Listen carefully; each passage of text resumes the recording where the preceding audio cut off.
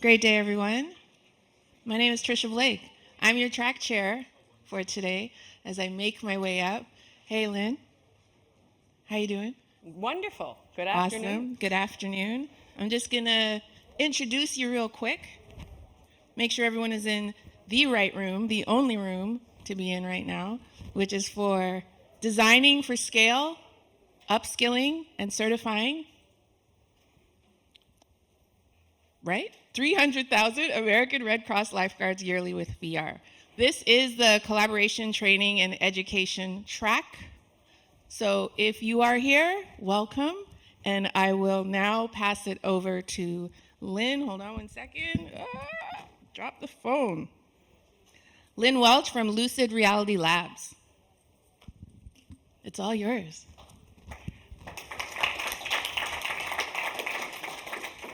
Thank you so much, everyone. Good afternoon, and thanks for joining us. I know we're in the middle of lunchtime, so appreciate everyone's time. I am with Lucid Reality Labs, and we are an immersive design firm, and we do end-to-end development, fielding, and deployment for enterprise solutions. I know a lot of you have a strong interest in developing for really widely available VR and augmented reality solutions. So we're going to talk a little bit about the problem we solved and some of the design approaches we take. We are agnostic to headsets and to hardware and middleware. We work across the spectrum. We start from the business case, and we'll be diving in deep to what we've done with the American Red Cross. And our partnerships are critical for success because every use case can be quite different.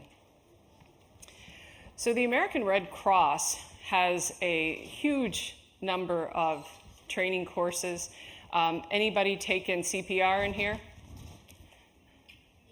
Anyone ALS, BLS? Know what I'm talking about? All right, great. Any former lifeguards in here? Great, there's a few of us. I'm one myself. What do you think was missing from the lifeguard training that you had? True. So I was a lifeguard as a kid also, and so this project was really close to me. I had 2 swimmers in trouble I had to rescue in my 2 years of my lifeguard career as a kid.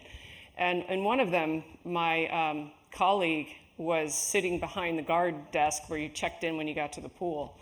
And a mother had pulled her child out of the baby pool, which wasn't observable from the chair in the main pool where I was. And I saw the mother pick the child up and start running, and I could tell by her motion that the baby had been face down.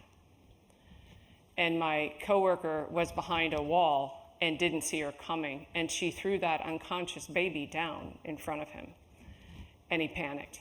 And I was clearing the pool and trying to jump out of the chair. And he stared at me, and his eyes were huge, and he said, "I don't know what to do." And I gave him the first command. Anybody know it? Tilt her head back.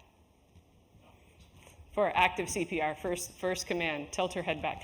I gave him one command, and all of his training that he'd learned through repetition kicked back in. So I never realized, but mannequin-based training and going through the lifeguard course, that was the start of my simulation career. So I had a long time in military and healthcare simulation. Lucid Reality Labs, we build a lot of healthcare solutions. But I never forgot that incident in that swimming pool. So when we had an opportunity to work with the American Red Cross, we really wanted to understand what their goals were and what they were trying to solve. I had a pretty good idea what we needed to solve. And as we started with the analysis of their curriculum to understand where and how we needed to really build this solution out, we came to the same conclusion that they had. In traditional training, your lifeguard training, and if you have a career as a lifeguard, you start out with some basic classroom instruction. You go into CPR, for basic first aid, and some water safety instruction. And then you move into the pool with your instructor. You practice on each other with mannequins and dummies for the CPR and the first aid elements. In the pool for the water rescues, you go through a basic curriculum where you're training with your colleagues. But what it never teaches you is the critical step before any of that training comes in. And that's how to recognize a swimmer in trouble in the water. There was never a way to simulate that.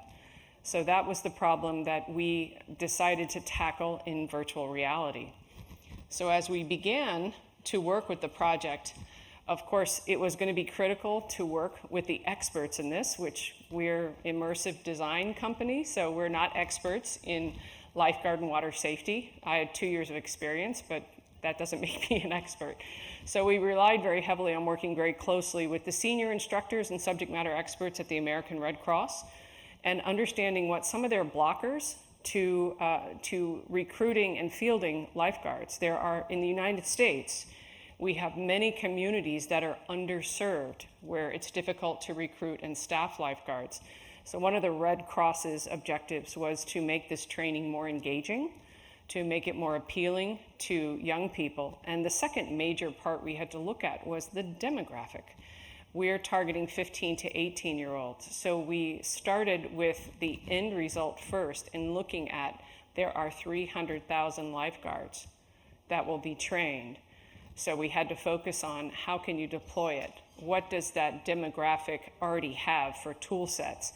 Can we develop something that supports a bring your own device model? And what device model is going to be most commonly used? So we really started with some of those core business fundamentals, the who and the why, before we ever got to the what and the how. So we started with the business case before we began building anything out. And again, one of the biggest training gaps was actually, how do you recognize a swimmer in trouble? And any of you that go to the pool in the summertime in your local community, or the beach, or the local lakes in your area, you know that water environments can get very chaotic very quickly. And these were some core elements we blueprint out with the American Red Cross. And the variability in recognizing swimmers in trouble has never been simulated before. So as we started looking through how to solve the problem, we really had to understand the problem first and understand all the ways the problem exists and what are the mitigating factors. What we developed was a pathway to build out 2 separate aquatic environments, and then to really look at how we created that variability. You can't go to any app store right now and buy a library of drowning victim avatars, right? So this was a key solution we understood going in that we were going to have to address. And I, as usual, am talking ahead of my slides. The other item we really wanted to focus on is, can we add enough variability in the environments so that the amount of repetition that's required can be done while keeping the experiences fresh. And if you remember, at the beginning, I talked about one of the key elements I experienced, which was when I had a colleague who panicked and forgot his training, but heard the first command and all the training clicked in. And he had that baby resuscitated. The baby was unconscious and not breathing, had her resuscitated inside of 30 seconds, which was amazing. But I always wondered what would happen if somebody wasn't there to give him that command. So that's one of the things we wanted to build into this experience, was enough repetition that was combined with variability to keep it engaging. Because there's so much data that shows if we learn with all of our senses, it isn't just memorization that you typically hear in classroom training and didactic training. A lot of that's based on memorization, and then you have active lab to apply that.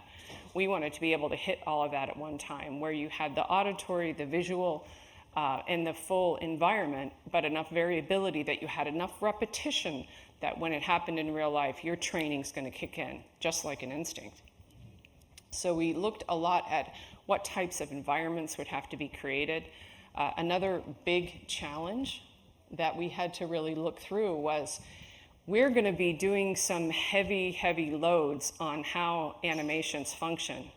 And we knew with our target demographic, they're going to have most of them have Quest devices because they're gamers. They're in the age that they probably have a Quest headset or something similar at home.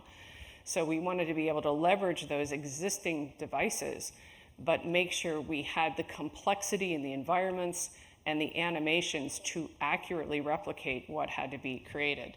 So we had to build a fundamental framework that was going to support very hyper-realistic, high-fidelity simulations that are all running at the same time and manage that frame rate per second. Because we can build the most beautiful experience possible, but if we aren't planning for how it's going to be utilized, distributed, and consumed, it won't be used. So we had quite a bit of planning and quite a bit of interesting development tools we created around some of those algorithms to make sure that we could accurately and with high fidelity render the way that light bends through water and the wave interference as you begin adding swimmers in the pool. We also rendered an indoor pool environment and an outdoor pool environment. So we had all of the environmental impacts. You can set how the weather is in the indoor and outdoor pools. That impacts the size of the wave interference. As you add more swimmers into the pool, you have additional wave interference and the way that the light moves through the water that has to be rendered as well. One thing that the American Red Cross, and I apologize they're not here with us today, they have a conflicting event in Las Vegas. They were delighted to have their work featured here. One of the things that they were very, very set on, this would be a simple project if we said, okay, we're going to have 3 to 4 swimmers in the water at a time, and we're going to have one environmental condition, and that's it. The American Red Cross said, no way, that's not what happens in real life. We need as many swimmers as possible in that pool, and we need the noise around them. We need the action, the noise, we need some very active people, slow swimmers, and we had to create a set of avatars across every age gap because every demographic is represented in a pool. You have the elderly all the way down to infants. So we had spent quite a bit of time working with the American Red Cross subject matter experts to create these avatars and create the appropriate motion.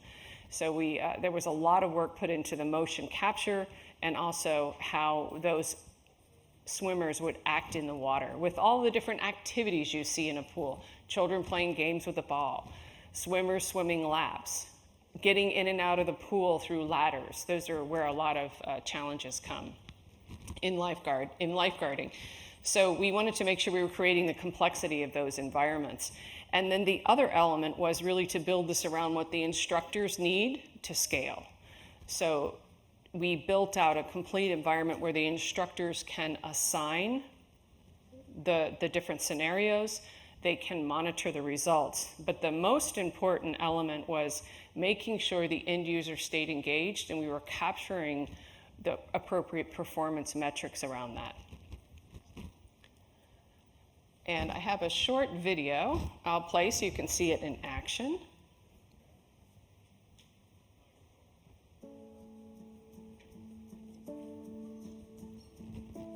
Drowning is the second leading cause of unintentional injury death. Many vital lifeguard training components are not replicable in traditional setups. American Red Cross addresses the gaps, prioritizing prevention, recognition, and responding to aquatic emergencies. Introducing an innovative best-in-class standardized training in virtual reality. Comprehensive training, replicating essential educational components. The scientific evidence-based hands-on solution, developed in collaboration with top aquatic experts, provides accessible immersive training, focusing on cognitive skills like surveillance and visual scanning to identify drowning.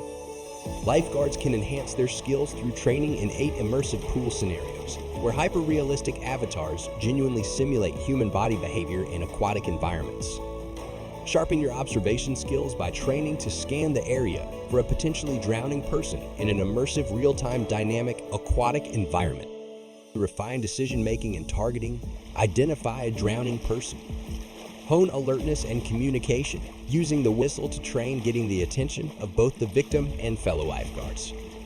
Build confidence in your ability to make accurate assessments under realistic, time-sensitive conditions. Enhances your ability to analyze and learn from mistakes, a crucial aspect of continuous improvement. Reinforce theoretical knowledge and practical application through cognitive understanding. Track your personal progress data and get professional advice for improvement. for the moments that matter.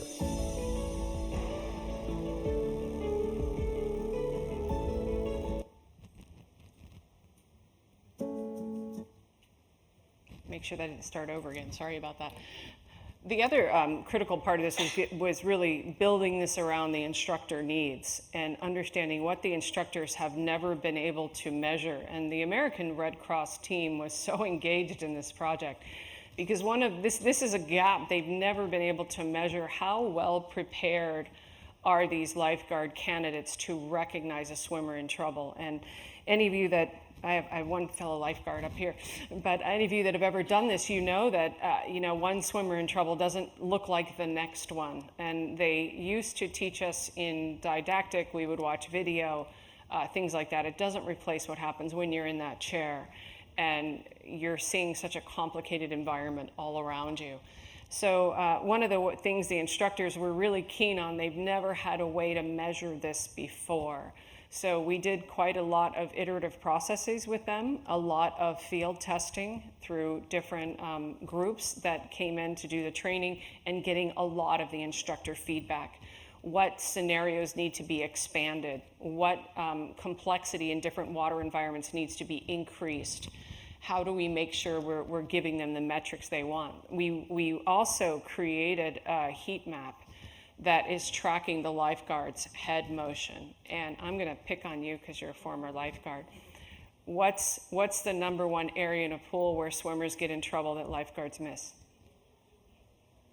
Do you remember? I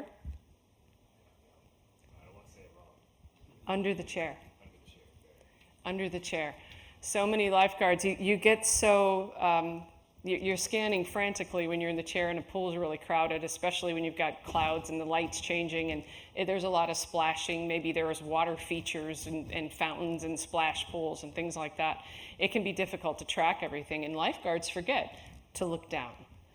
And a large majority of swimmers in trouble, it occurs right under the chair. So we had to build the heat map to take all those into consideration and time them. What's their duration of head scanning? And in the environment, when you have a headset on, and if any of you are interested, go down to booth 344 and you can jump in the experience for yourself. It's a full environment. So you as a lifeguard have to scan what you'd scan in real life, that full field of view up and down, and there's a heat map tracking all of your actions. So your instructor can go in and review that and understand where students might be having some trouble. It's also giving them great information about their curriculum.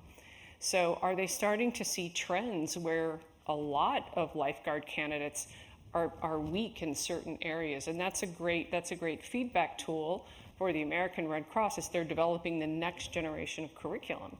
Now they're able to recognize these trends, adjust curriculum accordingly. And this also is measuring all of the speed and the duration and across the wide variability. And there can be an adjustment for how many swimmers are in the water at one time, how complicated the water environment is. And as you saw in the video, we have an indoor pool and an outdoor pool. The outdoor pool does have those big water splash fountain features. And I'll tell you from doing this myself, and I was a lifeguard, I have trouble finding the swimmer in trouble in the splash pool. And a lot of the scenarios will unfold where that's maybe not where the swimmer gets in trouble, but that's what's distracting you, and you spend a lot of your time staring in that area when something may be happening over here to your left. So it really does challenge you. We were really pleased to be able to get some support from Meta to help the American Red Cross start fielding this as well. And one of of course, this could never happen without the deep working relationship with the American Red Cross. This was not a project where they could say, hey, Lucid, here you go build it and come back. You know, we're not experts in that. So building that trusted partnership with the lead subject matter experts over at the American Red Cross was helpful. When we were building the avatars, as I mentioned earlier, you can't go buy a pack of drowning avatars, right? So this all had to be built from scratch. So a lot of time with some sophisticated motion capture development, a lot of time simulating the different motions, and a lot of time with the subject matter experts suited up themselves, so we're capturing and tracking the right motions. and then going through iterative field testing before we're able to actually field this out. And as we started in the testing procedure, it was really important to have core sites that were early adopters that would go in and give us that valuable feedback and go through those iterative processes. We also needed the aquatic experts involved to make sure that we could adjust the scenarios to replicate the commonly missed areas and the fact that you may have multiple swimmers in trouble in the pool at one time. And as you saw in the demonstration, it's really measuring how fast does the learner recognize the swimmer in trouble and identify them. And you actually replicate the full motions because, again, all of the repetition builds resilience when you actually get into a situation. So when you're in the experience, you actually have to bring the controller up to your mouth and blow the whistle, and you hear that whistle blow and you see that swimmer identified. And the solution gives you the feedback immediately. Is it right or is it wrong? I myself, pretty rusty at this. It's been a while since I was 16 and being a lifeguard. I was identifying swimmers that I thought were in trouble that weren't, right? And sometimes there's what they call silent drowning, where someone will just slip over the side of the pool and they never make a sound and they don't move. And it's really easy to miss those.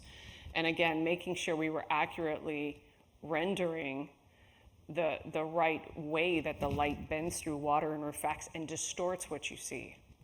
So those were a lot of what we went through on the iterative processes.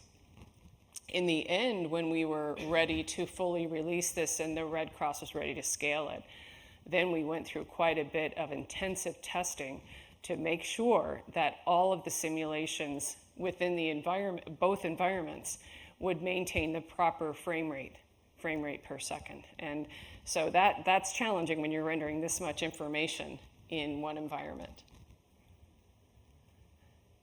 This has been fielded across, the American Red Cross has been fielding this already. They launched this in February of 2024 at one of the international pool conferences, which I didn't know there was one, but there is an international swimming pool conference, and they launched this. So it was featured in some of the industry trade magazines.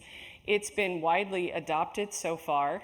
We started fielding it in Arizona, in Florida, in Louisiana, and we really liked what the American Red Cross, the approach they took to fielding this.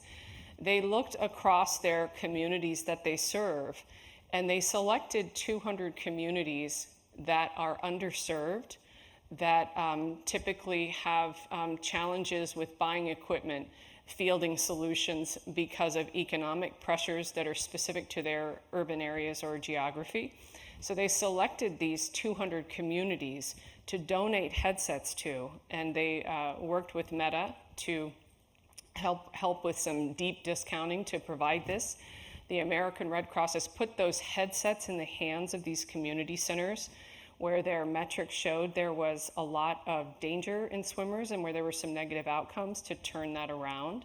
And now the American Red Cross is providing this free to their communities so that they can incorporate this into the existing lifeguard programs they have. And we're working with Meta to look at how they can help continue to donate and steeply subsidize to get these into the hands of our communities that really need them. What I'm excited about is it's also putting virtual reality, making it accessible to some individuals that may not have access to it otherwise. And as we look at how we grow our industry, that's critical. It's very critical for others to get exposed to it, have access to it, and have better opportunities. So we are very excited about where this project is going. And the American Red Cross sees immersive experiences as their path forward as well. They know across all of the training and the curriculum that they offer, they realize they have to be bringing in more modernized technology in order to continue attracting new students and more experts. And quite frankly, the American Red Cross does so much to help our communities, but it's also the first touch point that so many of our healthcare providers ever have. They take a CPR class and maybe that incentivizes them to become emergency medical technician. And as we look at our healthcare shortage, programs like this are really critical. So we really appreciate your time. I think I'm ending pretty much right on time, I think. But if you have some questions, we'd be happy to answer them. And thanks so much for letting us share some of what we got to build with the American Red Cross.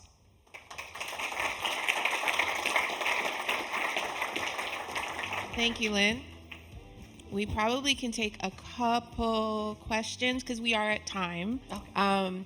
Just to let everybody know, this one ended at 1:15. The next time we're back in this room, we'll be at 3:25 for the other session. So there'll be a little break, but we can, if you're good, and if my AV team is okay, just to take a couple questions. And you did mention that you are you at booth 344? 344, yes. So you also have the opportunity to get your questions there. But for now, I see someone with their hand up.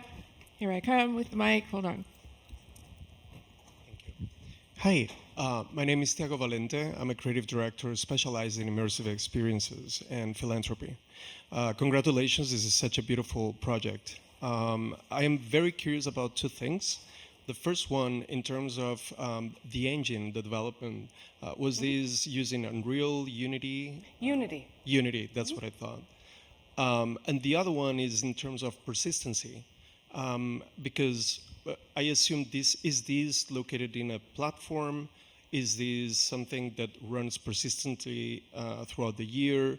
Is this something that is accessible through a website, through web browser? I mean, not web browser because it's a VR headset, but how do you, let's put it this way, how do you solve the issue or the challenge of streaming, or pixel streaming, in terms of persistency?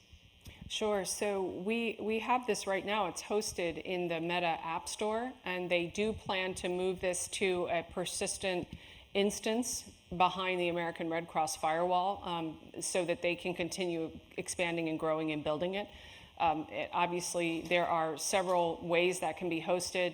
Meta's keenly interested in trying to donate some space for them for that. And right now, the American Red Cross, the process to access it is you go through the American Red Cross, make sure you're one of their registered communities for access. It's not something that the general public can just go to the Meta App Store and go use, because it is, and the reason for that is it is gathering individual personalized data. So the protection behind that is very critical. And as the American Red Cross grows their solutions, they're definitely looking at how they select an MDM so that they can make sure they're pushing those updates. So these are all of the next stages. One of the things we have talked to them about since the beginning is understanding, you crawl, walk, run, but understanding we want to be running and making sure that architecture is built that way. We also build a lot following OpenXR guidelines, because we know the headset they're using today may not be the headset that they're going to be using even in 6 months. So making sure that the product has the resiliency to migrate across headsets and migrate across platforms is critical. And these are some of the things we took into account up front. And my CEO, Alex Zubis, standing right there, who's much smarter than I am. So if he has any other technical aspects to add to that, please do. Great question. One more question. From a deployment standpoint, how is the Red Cross deploying this to their communities? Are they just putting heads in headsets? Are they signing up? Are they using their own devices? So that's a great question. That's another workflow we talked with them about, because they really want their learners to bring their own devices. So right now the process is you reach out to the American Red Cross, to their training team. They have a product deployment team, and they provide you access to the experience, and they'll reach out to us. We activate it so that they can access it. So it's provided at no additional cost. There is a cost for the lifeguard training program, and the way they deploy that is the communities will be providing the training, and the individual lifeguard candidates pay a fee to take the training. So that's all managed and deployed through the American Red Cross website. Thank you. Thank you, everyone. Again, if you have any additional questions, you can find Lynn and her team at booth 344. And a reminder, we will be taking a break. And please join us back at 3:25 p.m. for a panel not set in stone, the impact of emerging technology on mine rescue. Oh gosh, I don't even know what this is. Hold on. I have a typo and AI couldn't even help me out. Check the agenda. If you downloaded the app, rescue training. My goodness. So see you all soon. Thank you.